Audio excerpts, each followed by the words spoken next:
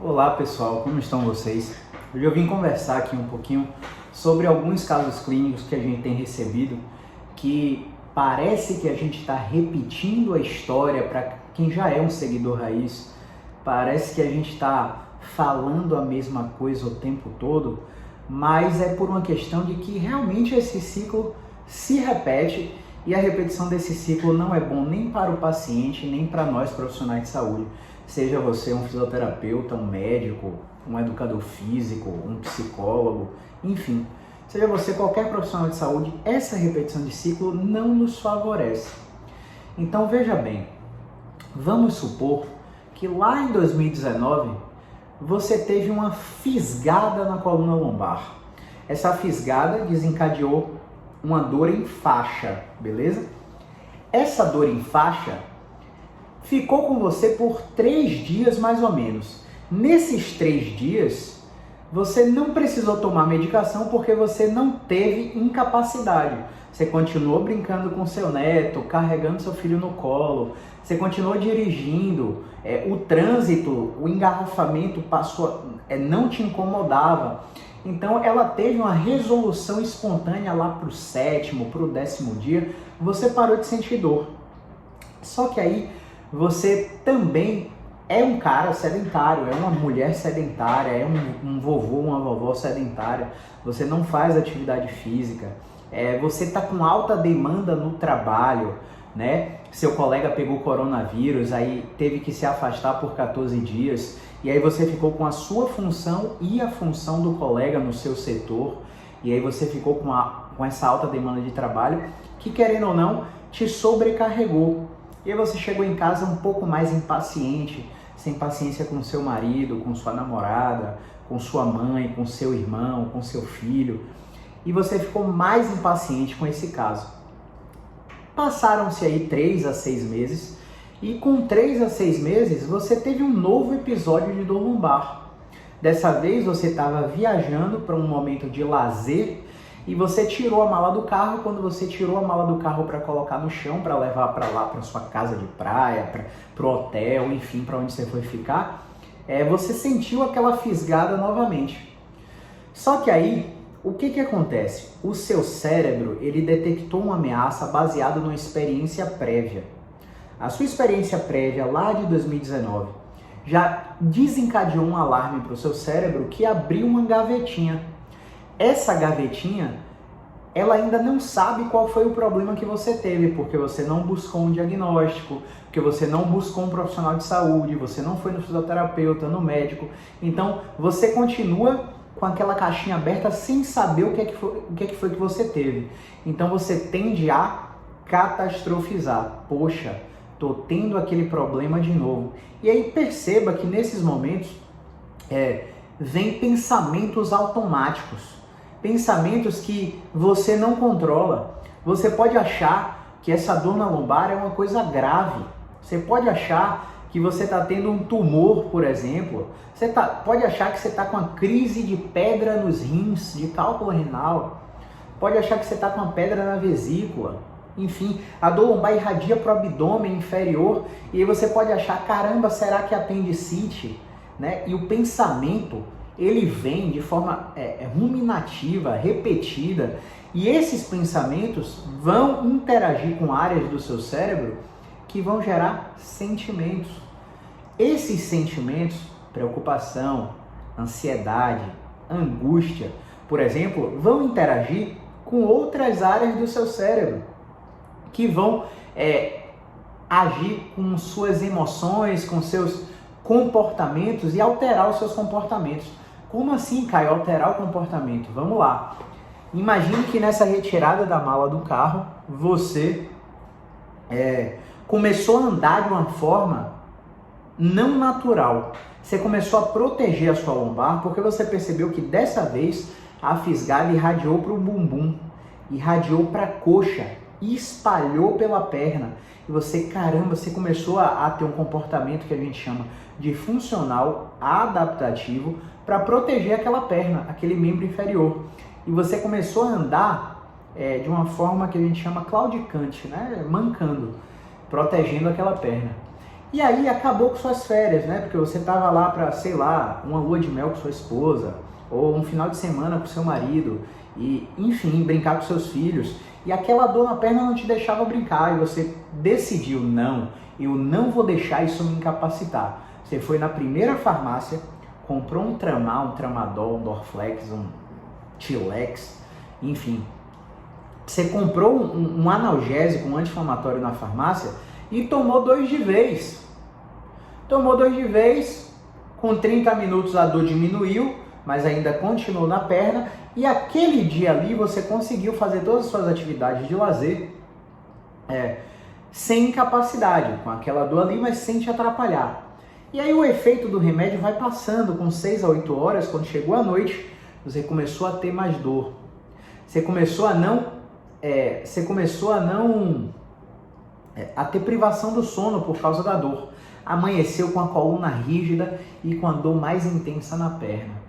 E aí o que aconteceu? Você cancelou aquele final de semana, aquele domingão lá com a sua família, para ir para uma emergência hospitalar. E aí eu vou te falar o seguinte, na emergência, geralmente, você vai ser atendido por um profissional que não é especialista no segmento. Ele é um plantonista, ele é um ortopedista, ele é um traumatologista, ele é um emergencista, enfim. Ele é tudo menos um fisioterapeuta ou um ortopedista especialista em coluna.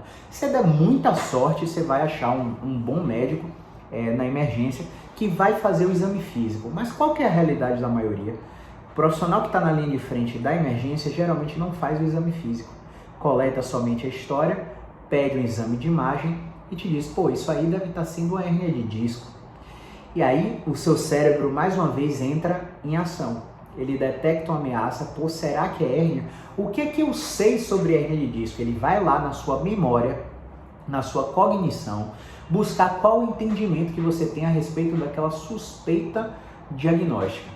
E no momento que você tem a suspeita diagnóstica, até o intervalo do diagnóstico, geralmente 72 horas para um exame de imagem confirmar aquele diagnóstico ou não, você aumenta seus níveis de ansiedade, aumenta seus níveis de preocupação e aquelas emoções trazem mais uma vez um ciclo de pensamentos, e esse ciclo de pensamentos mais uma vez vai gerar sentimentos, mais uma vez vai alterar seu comportamento. Caramba, a dor era irradiada na perna, achava que era o ciático, agora estou com a suspeita de hérnia, então eu vou andar protegendo a minha coluna.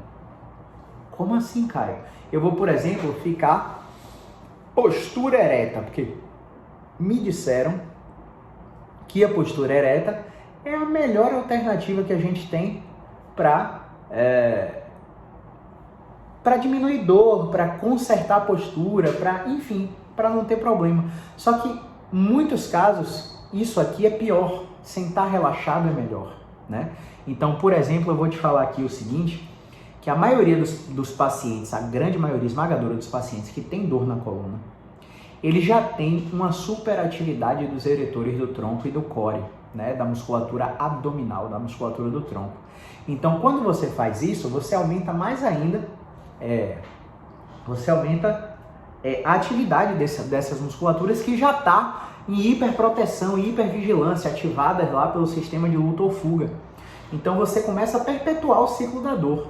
Então eu tenho dor, incapacidade, medo, evitação, desuso, depressão, ansiedade e mais dor, né? Fica um loop infinito, negativo, que não deixa você melhorar. E aí você, não satisfeito com aquele final de semana perdido, você busca lá nas suas memórias, né? O cérebro já vai fazendo essas relações automáticas, tudo o que aconteceu naquele momento que você teve a crise.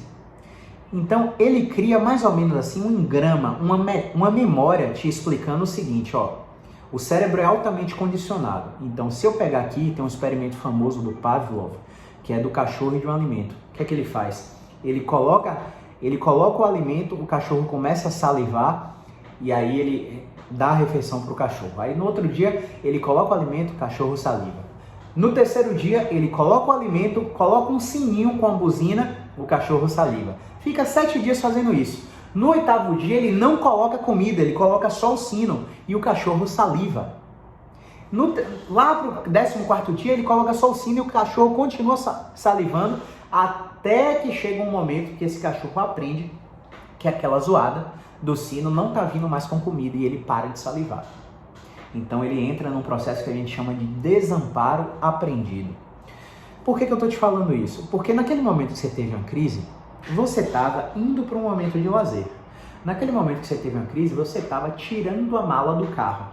Naquele momento que você teve uma crise, você estava brigando com seu marido, brigando com sua esposa, brigando com seu sócio. Naquele momento que você teve uma crise, você estava num sinal de trânsito com um assaltante com a arma na sua cabeça. Naquele momento que você teve uma crise, você estava treinando, correndo. Então, o seu cérebro, ele condicionou a experiência de dor a tudo que estava ao seu redor. Faz sentido isso para você? Se faz sentido, coloca aqui nos comentários, né? Se faz sentido para você isso que eu estou te contando. E a qualquer experiência que mimetize ou chegue próximo da situação em que você teve a primeira, a segunda crise, o cérebro vai abrir aquela gavetinha daquela experiência negativa de dor que você teve associada. E pessoal, por que eu estou te contando essa história? Por causa desse caso, por causa de um caso que a gente atendeu aqui, que, querendo ou não, há uma dificuldade do paciente entender que a maioria dos casos são mecânicos, dependem de movimento, dependem de uma boa terapia manual, dependem de uma boa comunicação para clarear que aquele problema não é grave, o paciente se despreocupar. Mas muitos casos tem aquele fator amarelo que a gente fala. O fator amarelo são aspectos psicossociais que influenciam no sintoma do paciente. É um paciente que está em isolamento social no período da pandemia, que está morrendo de medo de contrair o coronavírus, morrendo de medo de precisar de um UTI, morrendo de medo de ser entubado. E a qualquer ameaça de não distanciamento social, de risco, iminência de contrair o coronavírus, por exemplo, o cérebro dele já projeta hipóteses e cenários catastróficos futuros. E aí onde é que entra aqui a sua habilidade de comunicação, a sua habilidade terapêutica? Até em entender aspectos psicológicos, em fazer o paciente entender que para dor lombar, para dor cervical, para dor de joelho, ombro, enfim, dor musculoesquelética, existe de fato esse cenário catastrófico. Qual que seria? Seria, nossa, tô com dor, tenho lesão, caramba, fisioterapia não resolveu, meu Deus, eu tomei medicação, não resolveu, já tentei todos os tratamentos, vou ter que operar, caramba, se essa operação não der certo. Ou seja, o paciente já pode estar lá na frente no pior cenário possível. Sua habilidade de comunicação vai reduzir esse pensamento catastrófico quando você faz um bom exame físico e descarta alterações de sensibilidade, alterações de reflexo, tensão do nervo periférico, né? Perda de força progressiva, né? Você faz um bom exame físico sem precisar de exame de imagem e você já reduz a possibilidade desse cenário. Aí você avalia o teste de movimento do paciente e aí você vê que alguns movimentos influenciam a dor de cabeça, influenciam a tontura, influenciam a sinusite, a rinite, influenciam a dor temporomandibular, a dor cervical, no ombro, cotovelo, punho, quadril, lombar, por aí vai. Você descobre que um movimento ali aliviou o sintoma do paciente, o paciente conseguiu sentar, levantar melhor, conseguiu calçar o sapato melhor, o paciente conseguiu vestir uma calça melhor, vestir uma camisa melhor. Nesse cenário, você, independente dos aspectos psicológicos que estejam enraizando essa crença de que tem algo grave relacionado a essa dor na coluna que irradiou para a perna ou cervical que irradiou para o braço, você encontrou um movimento que alivia o sintoma do paciente, que deixa o paciente sem precisar tomar remédio, deixa o paciente sem precisar ir para emergência médica, deixa o paciente sem precisar investigar mais pedindo a ressonância. E o paciente se tranquiliza, porque você passou para ele segurança. Segurança para te dizer, olha, encontramos um movimento aqui, esse movimento tende a te melhorar em 7 a 15 dias, você tem que seguir esse movimento 3 a 4 vezes por dia, você tem que voltar aqui com 72 horas, volta aqui com uma semana depois, volta aqui com mais uma semana para a gente ver como é que você está e te dar alta. Seu tratamento tende a ser rápido, claro, em saúde nem sempre, mas para essa história que você já teve o primeiro episódio e que a dor irradiou para a perna, que você está no segundo episódio e a gente conseguiu encontrar um movimento, o seu prognóstico, a sua evolução vai ser muito rápida, tende a ser muito rápida. É óbvio que você fez toda essa avaliação, descartou possibilidade de doenças graves, você teve um bom resultado nas primeiras sessões, ou não teve resultado nas primeiras sessões, e lá na terceira e quarta sessão, você viu que houve um componente radicular, um componente nervoso, neural, que afetou o sintoma que o paciente não estava apresentando isso no primeiro contato. Ou seja, o curso natural da doença, da dor lombar, da dor cervical, ele é extremamente favorável, mas ele não obedece a esse gráfico aqui, ó. Ele não obedece esse gráfico. E o fato dele não obedecer esse gráfico vai fazer com que a melhora desse paciente possa ocorrer dessa maneira, ó, com oscilações, beleza? Então, como eu estava falando, a oscilação da melhora, ela pode obedecer a esse gráfico aqui, ó. Não melhorou nada na primeira, aumentou um pouquinho a melhora na segunda, desceu na terceira, e esse gráfico que vai acontecer na maioria dos casos. Então, quando você esclarece isso para o paciente ele não baixa a sua autoeficácia quando vê que houve um flare-up, uma agudização do sintoma, né? Que é um quadro muito comum para esses episódios. E aí, do ponto de vista estritamente fisioterapêutico, se a gente testou alguns movimentos na coluna desse paciente, movimento de flexão, extensão, deitado, sentado, de pé, esgotou todo o plano sagital e não encontrou nenhuma resposta, eu não posso me desesperar. Eu não posso desistir da terapêutica. Eu não posso ficar em negação achando que eu não tenho aspecto psicológico ali envolvido. Eu não posso entrar em desespero, porque isso vai fazer com que seu cérebro ele entre na tomada. E se o seu cérebro entrar na tomada, o que vai acontecer? O seu cérebro vai abrir todas aquelas gavetinhas das experiências prévias de dor e você vai ter dor, vai ter a experiência de dor, mesmo sem ter uma lesão associada. Então, uma vez que você esgotou o plano sagital, flexão, extensão, testou vários movimentos, é hora de entrar no plano lateral. É hora de colocar um desvio do quadril fora do eixo, é hora de tirar uma perna da maca e tirar a tensão da raiz, é hora de colocar uma flexão em pé com o pé na cadeira, é hora de colocar uma flexão com rotação, seguindo a resposta do sintoma do paciente. Pessoal, nós fisioterapeutas, nós não sabemos o que vai acontecer. É o corpo do paciente que nos fala baseado nas respostas sintomáticas. Se, por exemplo, o meu paciente chega com a dor de cabeça, vou exemplificar na dor de cabeça, e eu encontro que o movimento de rotação esquerda muda a localização da dor de cabeça, sai de cima do olho e vai para a têmpora, sai da têmpora e vai para a base do crânio, é sinal de passadeira ou é em faixa, e essa dor vai para pico da cabeça, vai para trás da cabeça, você já está encontrando um movimento que altera a localização do sintoma. Não necessariamente vai diminuir a intensidade ou aumentar a intensidade, mas alterou a localização, isso já é uma pista. E aí você foi lá e pediu para o paciente colocar mais pressão, pediu para o paciente encaixar a retração, rodar, colocar pressão, e você viu o sintoma do paciente abolir, e o paciente chegou em casa e te falou, olha, agora cerca de 4 horas depois do movimento, a dor está meio que voltando. É isso mesmo, faz seu movimento de novo, que você vai controlar a dor por mais 2, 3, 4 horas. Por isso que a gente passa os movimentos 3, 4 vezes no dia. Por isso que a gente fala, tá com dor lombar? É por isso que você tem que fazer exercício. Mas não é qualquer exercício. Não é você pegar, colocar seu tênisinho verde cana e sair pela rua correndo. Né? Não é isso. Quem sabe se a corrida vai ser sinal vermelho, amarelo ou verde para você? A gente não sabe. A gente só sabe depois que o paciente tem a resposta do sintoma. Então, por exemplo, Caio, mas tá doendo, não tô conseguindo agachar, não tô conseguindo dobrar. As chances são que é porque você não agacha e não dobra que tá doendo. Você pode estar aí com a disfunção de controle, com a disfunção de movimento naquela direção.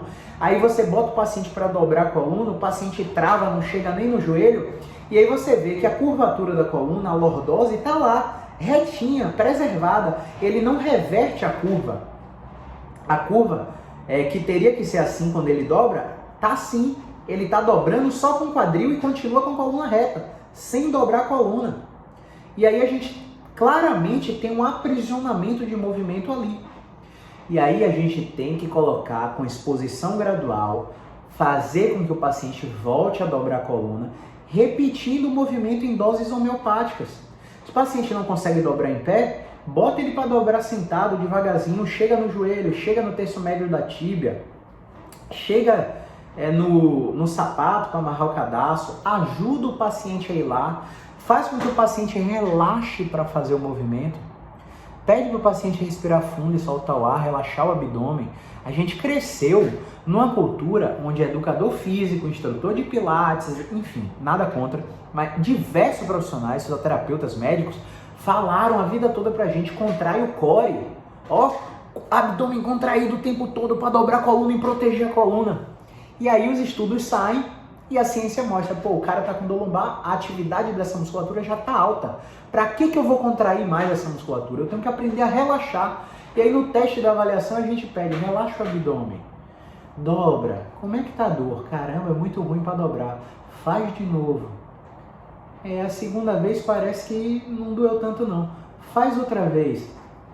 Caramba, faz 15 repetições e a paciente começa a perceber que não está aumentando a dor. A dor está igual, não melhorou, mas também não piorou.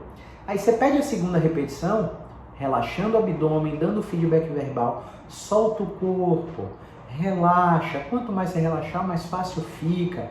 E aí aquela curvatura da coluna que estava dobrando assim, ó, reta, começa a dobrar um pouco mais, porque ela está desarmando a proteção. Ela está tendo feedback cognitivo o tempo todo que não é arriscado dobrar a coluna, rodar o pescoço, levantar o braço, pegar no sutiã, enfim, carregar o filho no colo, por exemplo. Não é arriscado sentar e não ficar com a postura ereta. Não é arriscado. Eu posso relaxar. Eu posso. A melhor postura é sempre a próxima, né? E aí com essa exposição gradativa, o paciente começa a perceber que, pô, caramba, tá fazendo sentido. Eu tô dobrando melhor, eu ainda tô com dor, mas eu tô conseguindo fazer mais as minhas tarefas, tô conseguindo limpar minha casa, tô conseguindo pegar um objeto acima da cabeça, tô conseguindo ficar na pia lavando os pratos, tô conseguindo dirigir por mais tempo, apesar da dor, a minha capacidade funcional melhorou. Então, quando a gente fala em tratamento da dor lombar, cervical, ombro, joelho, a gente não fala em cura, a gente fala em controle. Tratamento é controle, e controle com autonomia. Fazer com que o paciente entenda que ele é o protagonista da reabilitação e nós só vamos dizer o que fazer. Nós só somos guias. Se o paciente não fizer, amigo, ele não vai melhorar. E eu, como seu terapeuta, me culpei muito por isso. Por muito tempo, hoje eu não me culpo mais. Porque eu sei que a minha parte eu fiz. É a mesma coisa que você que está me escutando aí. Imagine que você vai no nutricionista, o melhor nutricionista da cidade, ele te passa uma dieta. Quando ele te passa uma dieta, você não segue a dieta e você volta no retorno com 45 dias com o mesmo peso, sem alteração de composição corporal. Então, como eu estava falando, né, se você vai no nutricionista e não segue o que ele fala, as chances são que você não vai ganhar massa muscular, você não vai perder gordura, você não vai atingir um corpo com o objetivo estético que ele traçou, você não vai atingir a melhora do seu colesterol, a melhora da sua diabetes, enfim, porque você é o protagonista do processo. E aqui eu não quero te culpar, eu quero dividir a responsabilidade. Culpa e responsabilidade são termos completamente distintos.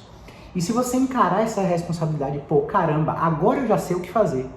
Agora eu não estou no escuro. Agora eu sei que a minha ansiedade influencia na dor. Agora eu sei que a sobrecarga de demanda de trabalho influencia na minha dor.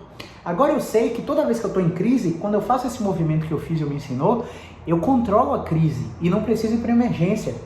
Agora eu sei que quando eu sigo um protocolo de 6 semanas com prescrição de exercício específico que o físio me deu, eu diminuo a recorrência de crise brutalmente.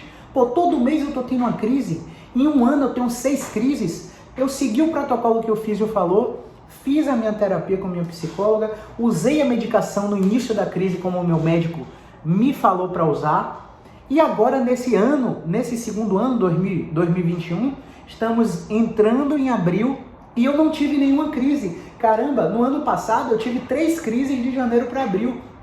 É óbvio que eu estou melhor.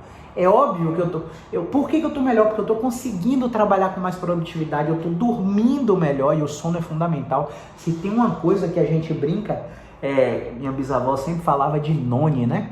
E tem muitas pessoas que falam de argila, que são coisas que são boas para tudo, né? E aí a gente acredita, né? Sabedoria antiga. Mas se tem uma coisa que é bom para tudo é o sono.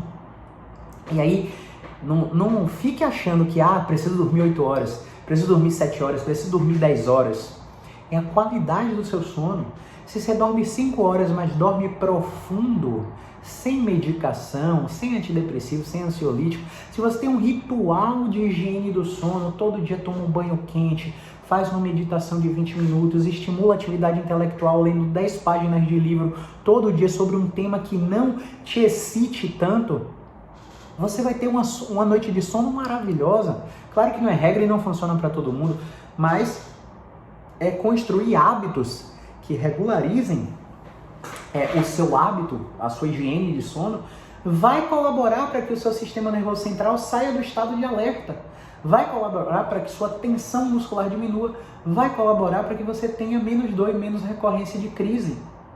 E tudo isso que eu estou te falando aqui, pessoal, estão nos guidelines da American Physical Therapy Association, estão nos guidelines no guideline europeu, no guideline do Reino Unido. Todas essas recomendações que eu estou te dando aqui estão nos principais guidelines do mundo, né? Austrália, Nova Zelândia, Canadá, Estados Unidos, Reino Unido. Se você segue essas recomendações, as chances são que você vai ter cada vez menos crise e vai estar no controle do problema. Agora, se você vai num fisioterapeuta que deita você numa maca, coloca a mão em você e o tratamento é sempre assim, agulhinha, terapia manual, agulhinha, massagem, agulhinha, liberação miofascial, né? A microfisioterapia, que não estou criticando as técnicas, mas estou te dizendo, existem momentos para elas. O tratamento da dor lombar, da dor cervical, da dor musculoesquelética em geral, seja de cabeça, TM, ombro, joelho, ele deve ser ativo o quão precoce seja necessário. Eu tenho que colocar minha mão, tenho que utilizar agulha, tenho que utilizar qualquer técnica passiva para permitir que o paciente faça a técnica ativa, para que ele não dependa da gente. Quando eu coloco a mão no paciente, eu falo para ele, isso aqui é só para ajudar você a fazer o exercício sozinho em casa. Se você não faz o exercício sozinho em casa, isso que eu fiz em você não adianta nada. E na maioria das vezes é isso. E vários viewpoints da JOSPT, que é uma das maiores revistas de fisioterapia ortopédica esportiva, já estão questionando a real necessidade da terapia manual. E não eu não estou te dizendo aqui um fato circunstancial, caiu cada pandemia, que agora é atendimento online, estão desmerecendo a terapia manual como muitos osteopatetas, como muitos quiropatetas, né, terapeutas patetas que falam por aí, acham que essa é a intenção. Não, essa discussão já era pré-pandemia. Antes de estourar a pandemia, já havia essa discussão sobre a dependência que a terapia manual faz. Tem fisioterapeuta que deita o paciente na maca, bota a mãozinha no pescoço, na boca, na barriga, na lombar, no quadril, e o tratamento acabou ali. Coloca a agulhinha, acabou ali o tratamento. Você percebe que você receber uma coisa para ter um alívio de dor é completamente diferente de você fazer alguma coisa para ter o controle da sua dor? Será que você tem bala na agulha para estar pagando 360 pau toda vez que vem aqui? 250 pau, 260 pau, 200? Por que eu estou te falando isso? Porque um fisioterapeuta fora da curva, ele não cobra menos que isso. Ele não cobra menos que 200 pau, menos que 250 reais. Porque ele sabe que o tratamento dele é efetivo e o paciente visita menos as consultas. No custo efetivo total, é muito mais barato do que ficar pagando fisioterapeuta de 150 reais e fazer 30, 40 sessões. É muito mais barato do que você usar seu plano de saúde para fazer aquela fisioterapia interminável de 60. Chegou um paciente aqui essa semana que tinha feito 80 sessões de fisioterapia para uma dor no quadril. E melhorava 30% e a dor voltava. Melhorava 30% e a dor voltava. A gente fez 2 atendimentos nela. colocou ela ajoelhada no chão para fazer extensão de quadril repetida e fez uma técnica de terapia manual de mobilização com movimento no quadril. O paciente aboliu a dor na primeira sessão, manteve a abolição da dor na segunda sessão e eu dei alta para ela na segunda sessão. Ela vai vir daqui a 30 dias, já está fazendo atividade física lá, e ela pagou para mim R$720 e fez 2 atendimentos. 80 sessões de fisioterapia. Sabe o que acontecia? Ela deixava de trabalhar, porque ela é autônoma, ela é cabeleireira, ela tem um salão de beleza, ela deixava de trabalhar, deixava de ganhar, ia para uma fila interminável de fisioterapia, onde o atendimento era por ordem de chegada, então várias pessoas chegavam antes dela, ela tinha que esperar, perdia uma manhã ou uma tarde para fazer a fisioterapia, que ela poderia ter atendido 4, 5 clientes. Ah, mas é o plano de saúde. Mas e o custo de oportunidade que você está tendo para usar o plano de saúde e ficar num tratamento interminável? Não estou dizendo que são todos, tá? Tem muitos profissionais que atendem plano de saúde e te dão resultado. Mas é a minoria. É uma minoria. É uma quantidade, enfim. Eu espero que esse vídeo tenha clareado as direções que a gente tem para tratamento de dor musculoesquelética. Não quer dizer que o fisioterapeuta vai resolver tudo sozinho. A gente precisa da ajuda do psicólogo. Se ele tiver, se ele tiver uma abordagem sistêmica, terapia cognitivo-comportamental, terapia de aceitação e compromisso, se ele tiver principalmente essas 3 abordagens, ele vai te ajudar muito no tratamento da dor, né? Se ele fizer formações nesse sentido. A gente vai precisar do médico, que ele pode ser ortopedista, que ele pode ser anestesiologista, que ele pode ser intervencionista em dor, né? Ele pode ser clínico da dor. A gente vai precisar do educador físico para prescrever exercício seguro para esse grupo especial que tem dor musculoesquelética, né? Às vezes, nos casos de dor de cabeça de ATM e de DTM, a gente vai precisar do dentista para botar uma toxina botulínica, fazer uma correção oclusal, fazer uma cirurgia, uma discopexia, enfim. O tratamento ele é sempre multidisciplinar. Vai ter uma predominância mais de físio, uma predominância mais de saúde mental e controle de estresse, uma predominância de uma dor química inflamatória, né? Onde a gente vai precisar de medicamento. Vai ter uma predominância de rigidez e sedentarismo, onde só colocar o paciente para uma frequência de atividade física de 4 vezes na semana com o personal já vai acabar com as dores dele, né? Então cada caso é um caso, tudo deve ser avaliado. Agora o que você não pode é se render ao sistema. Ficar caindo em emergência, ficar caindo em injeção, cair em exame de imagem, achando um bocado de alteração natural de idade e catastrofizando o seu problema porque tem uma hérnia, porque tem um abalamento, porque tem um osteófito, um bico de papagaio, uma protusão, uma desidratação discal. Todas essas alterações que vêm no exame de imagem são comuns em pessoas sem dor. Pessoas sem dor têm tudo isso também. O exame de imagem ele serve para descartar doença grave quando o exame físico incrimina alguma suspeita de doença grave. Então a grande verdade é que a maioria dos exames de imagem hoje são prescritos de forma desnecessária e excessiva. Eu não vou entrar nem em vieses sobre esse tema, mas eu espero ter ajudado com esse vídeo aí para vocês. Se tiver qualquer dúvida, estou aberto no direct, estou aberto aqui nos comentários do YouTube, do Facebook, beleza? É só chamar. A gente demora um pouquinho para responder, a gente tem recebido muita mensagem nesse período, mas a gente para sempre uma vez na semana para responder todo mundo, beleza? Grande abraço, movimento é vida!